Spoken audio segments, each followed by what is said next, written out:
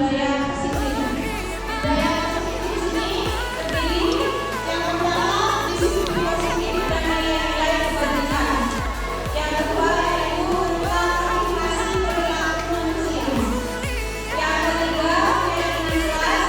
Yang kelima, yang keempat, 5 kebutuhan dasar manusia. Yang kelima tentang posisi kontrol. Yang terakhir yaitu tentang sisi tiga siklus stres.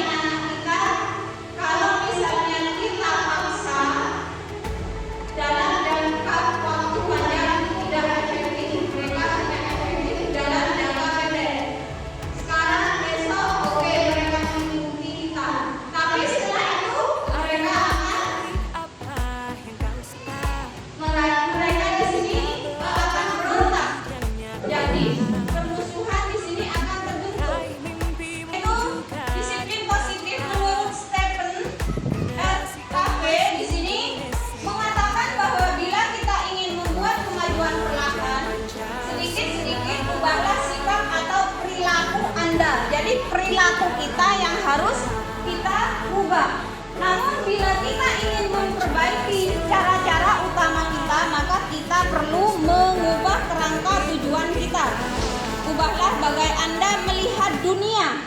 Jadi bagaimana Anda berpikir tentang manusia, kemudian ubahlah paradigma Anda, skema pemahaman dan penjelasan aspek-aspek tertentu tentang realitas. Jadi ketika anak kita disuruh mendapatkan atau melakukan kesalahan, kita harus melihat dari sudut pandang mereka.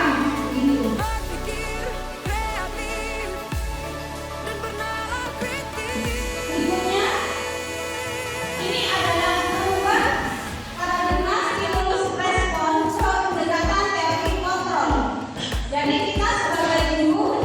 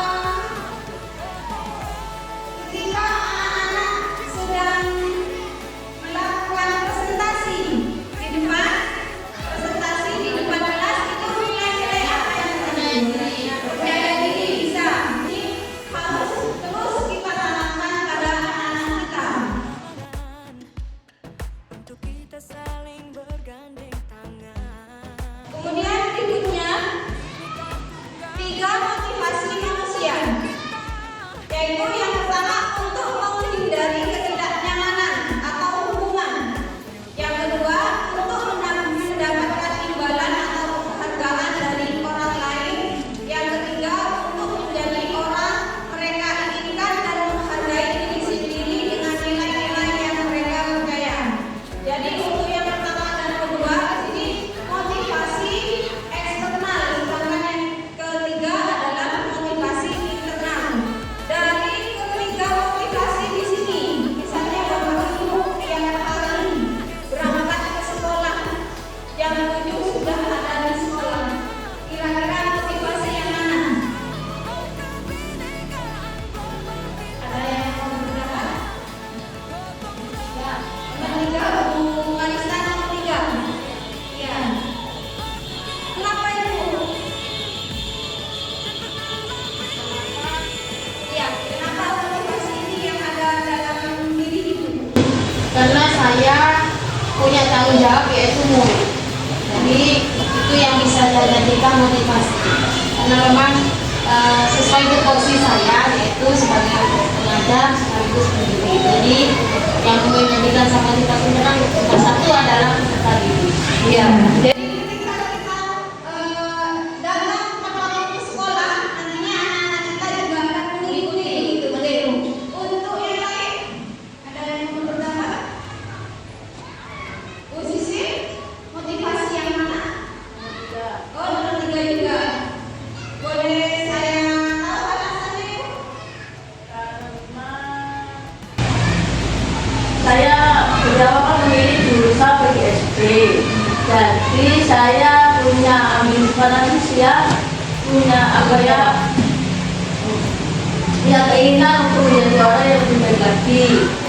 Juga ada background dari orang tua, guru. Jadi saya melihat background itu guru dari orang tua saya. Ya, ketika kita sebagai guru kita datang ke sekolah sebelum jam 7. Itu nilai-nilai kebajikan yang terkandung di dalamnya apa, Bapak Ibu? Disiplin, kedisiplinan, tanggung jawab juga begitu. Sekarang yang ingin saya tanyakan, kira-kira kalau pada murid kita itu motivasi yang mana? Ya? Gimana Bu?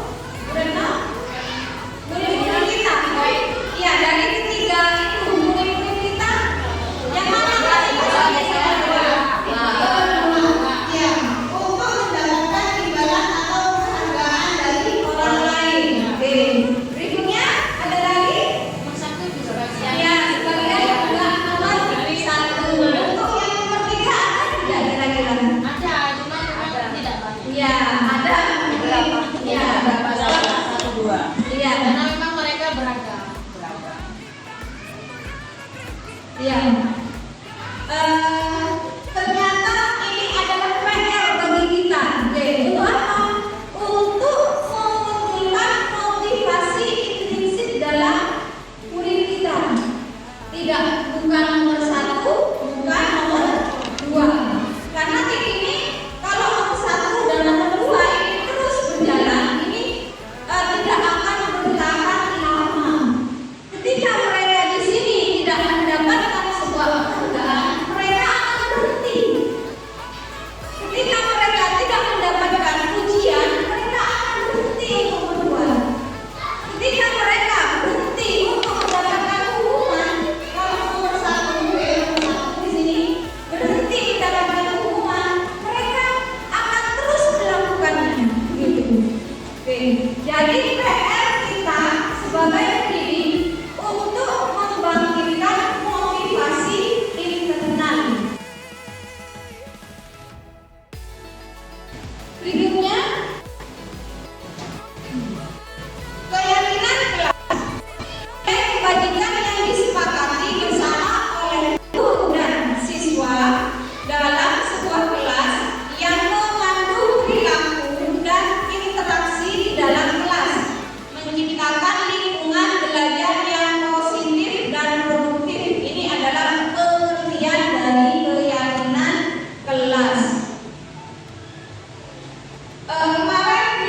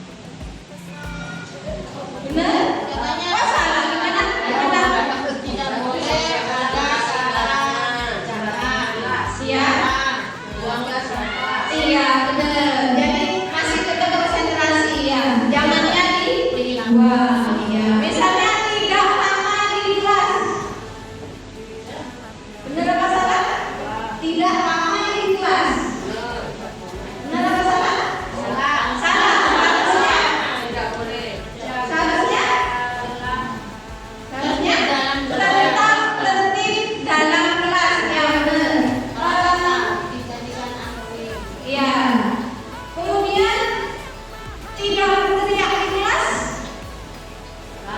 Salah. Oke, seharusnya iya, soal di dalam kelas. Apakah keyakinan-keyakinan yang sudah kita buat seperti itu kemarin?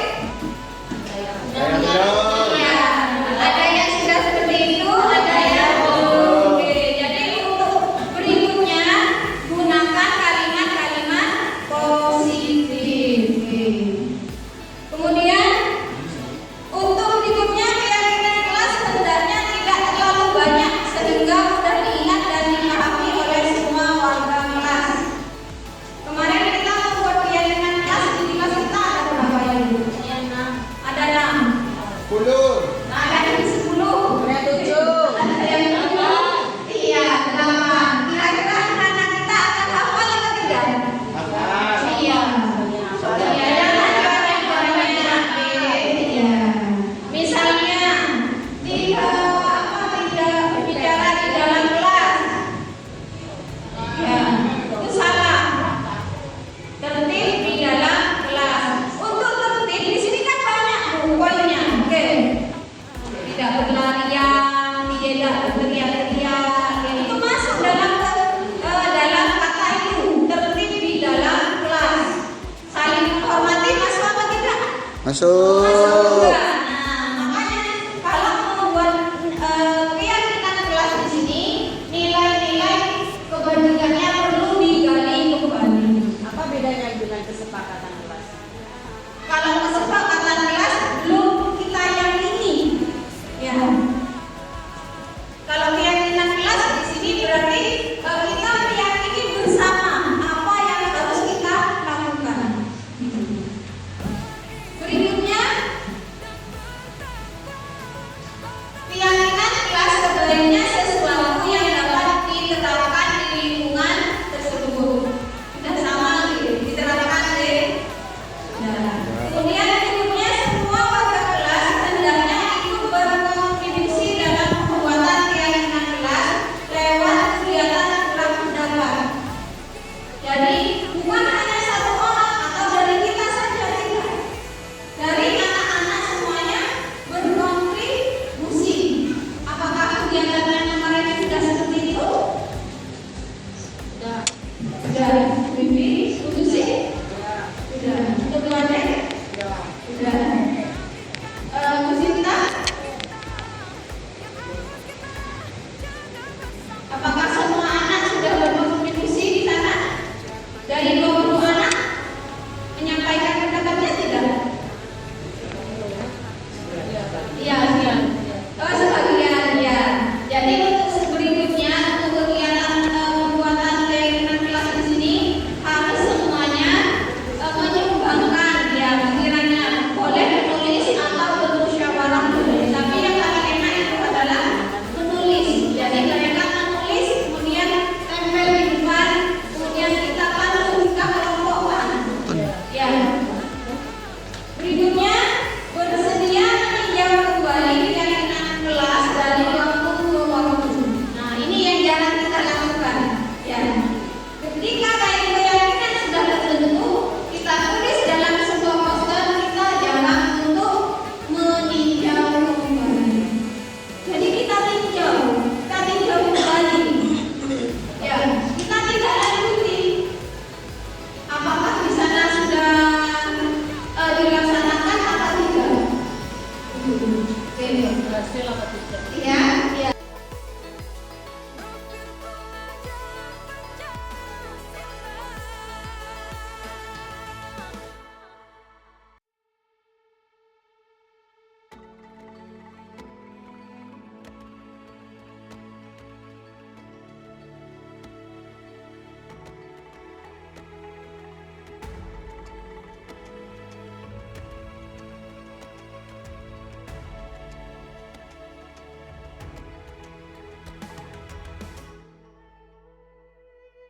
Ayo memilih apa yang kau suka. Merdeka belajar wujud yang nyata. Raih mimpimu juga cita-cita. Generasi emas Indonesia. Profil pelajar Pancasila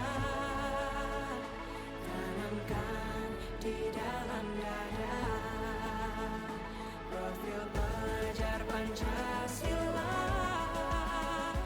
cerdas berkarakter itu kita.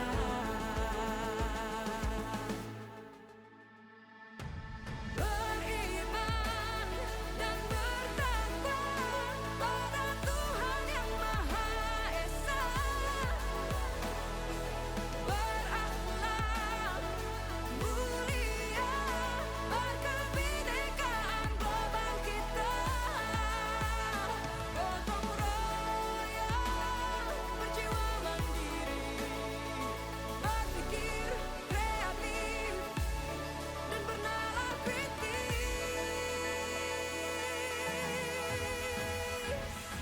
Perbedaan bukan suatu halangan untuk kita saling bergandeng tangan. Bhinneka Tunggal Ika, semboyan negeri kita yang harus kita jaga bersama. Profil pelajar Pancasila tanamkan di dalam dada. Profil pelajar Pancasila, cerdas berkarakter itu kita.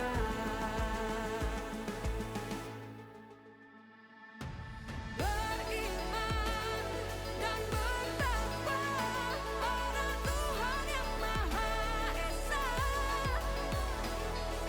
berakhlak mulia, berkebinekaan global kita. Gotong royong, berjiwa mandiri, berpikir kreatif dan bernalar kritis.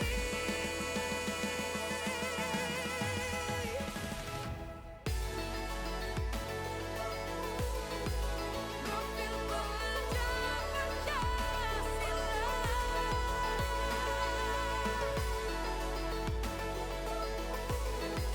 profil pelajar Pancasila.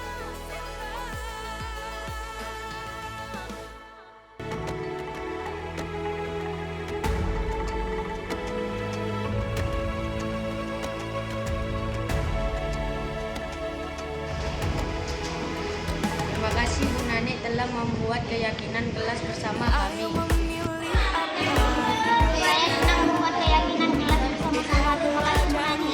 yang nyata. Raih mimpimu juga cita-cita. Kebutuhan dasar manusia. Kebutuhan dasar manusia di sini menurut William Glasser ada 5. Yang pertama, bertahan hidup. Yang kedua ada penguasaan. Pelajar Yang ketiga ada kasih sayang dan rasa terima. Yang keempat ada kebebasan. Yang kelima ada kesenangan. Jadi ini adalah kebutuhan dasar manusia. Ketika seseorang di sini melakukan perbuatan yang tidak baik atau negatif, sebenarnya mereka di sini ingin memenuhi kebutuhan dasar yang betul. Ya. Masuk apa kita?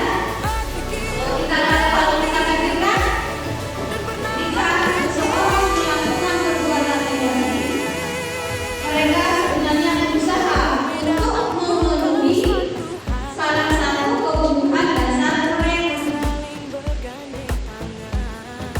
Coba sekarang kita pikirkan anak-anak kita, murid-murid kita yang pernah melakukan permasalahan, Berbentak dengan temannya. Pelajar Pancasila ketika mereka berbentak dengan temannya, dalam dada. kita tanyakan, kira-kira jawabannya apa? Cerdas berkarakter itu Ya, kalau misalnya kenapa kamu berbentak? Gitu. Jawabannya kira-kira ya, ada kemudian, ada menguasai hidupnya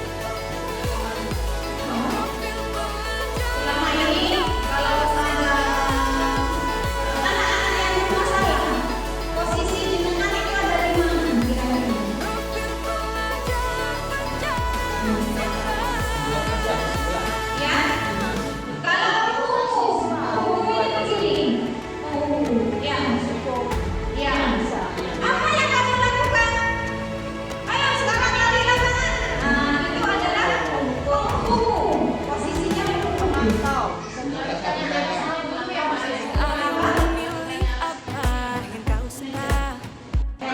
Merdeka belajar wujud yang nyata.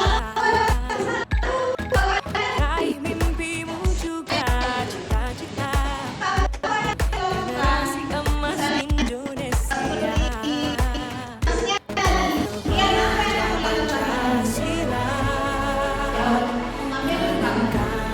Di dalam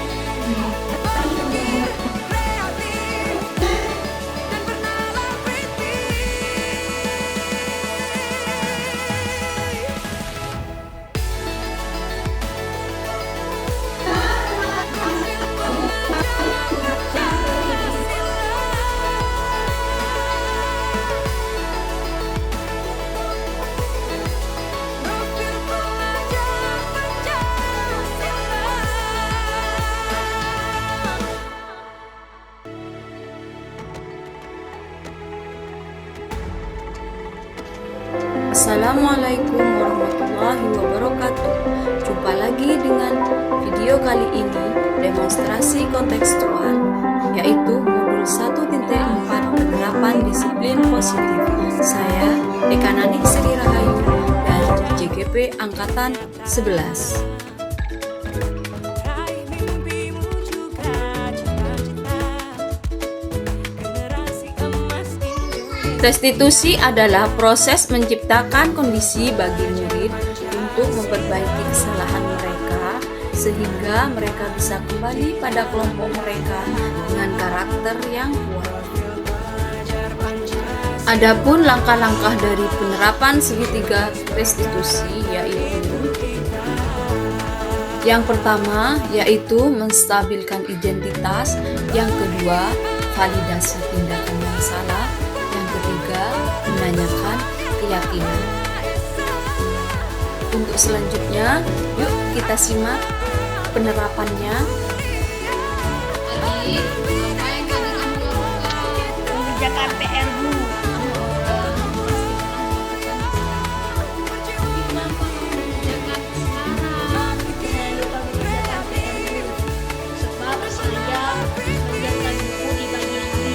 Kira-kira yang kamu lakukan benar? Perbedaan bukan suatu hal. Seharusnya kalau ada PR dikerjakan di mana? Di rumahmu. Iya benar. Memang mengerjakan PR itu adalah tanggung jawabmu dan harus dikerjakan di rumah. Jika kamu tidak paham, kamu harus tanya ke guru. Guru tidak akan melakukan. Kamu telah melanggar keyakinan kelas ya. Mengerjakan PR di rumahmu. Apakah ini sesuai dengan keyakinan kamu? Kira-kira apa yang akan kamu lakukan agar hal ini tidak terulang? Saya akan mengerjakan dulu agar tidak lupa. Iya, bukan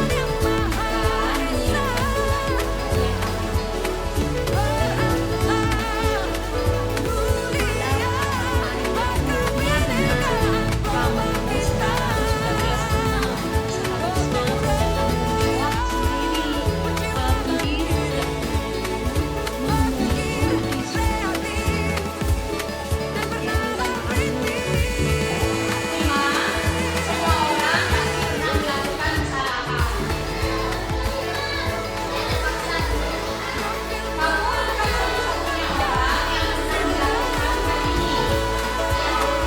Kira-kira apa yang kamu lakukan itu sudah sesuai dengan keyakinan kamu? Mana kesalahannya? Tapi kenapa kamu melakukannya?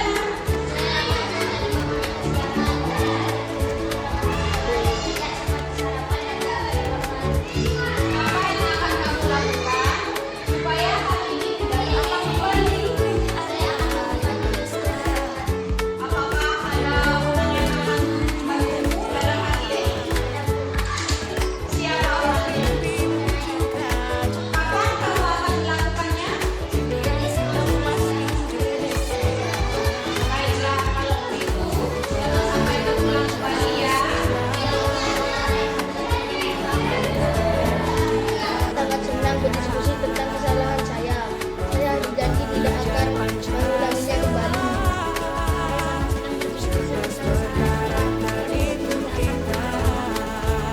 Set-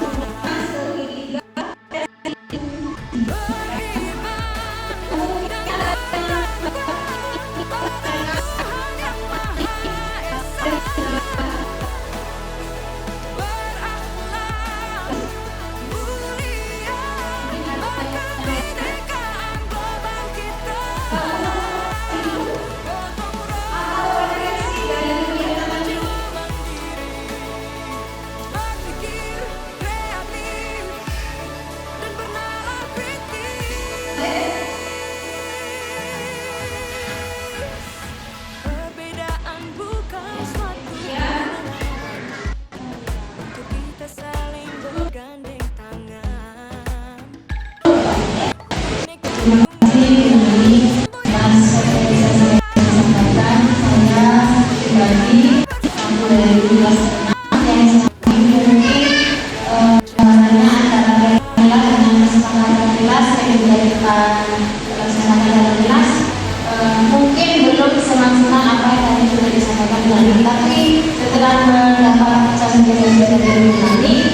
Jadi gambaran kita makin jelas antara kesepakatan dan yang lalu itu tidaklah sama.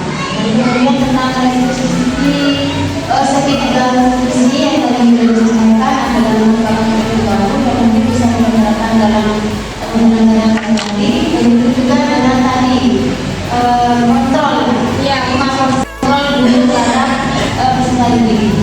Yang awalnya mungkin kita menganggap itu hanyalah kebenaran bagi diri, ternyata yang kita lakukan selama ini banyak salah. Jadi ilmu yang sudah disampaikan sangat penting dan berguna. Mudah-mudahan nanti bisa dapat dengan jelas. Begitu juga dengan rekan-rekan yang lain. Sekali lagi saya ucapkan terima kasih banyak atas ilmunya. Ilmunya ini benar-benar yang bermanfaat bagi kurikulum merdeka yang kita alami saat ini. Terima kasih. Sekian. Assalamualaikum warahmatullahi wabarakatuh. Yang lain? Mungkin Ibu Widya.